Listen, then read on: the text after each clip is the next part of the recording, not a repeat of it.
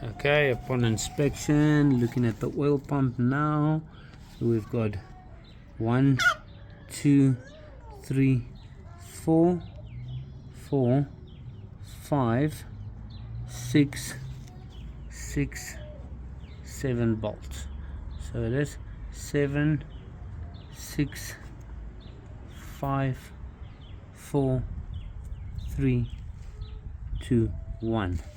Okay, so just get that hidden bolt here at the back. Nobody usually sees. Just get my camera into proper focus. So there, that will be now removal of the oil pump. Just be careful for this gasket here. That's the oil pump gasket, so that it runs on the crank. So we got 1, 2, 3, 4, 5, 6, and the hidden one there, 7.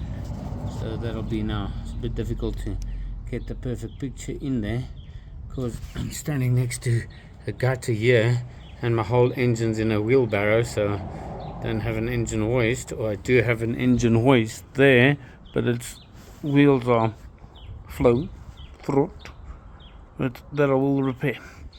So upon taking it out, and that's the baby in the background.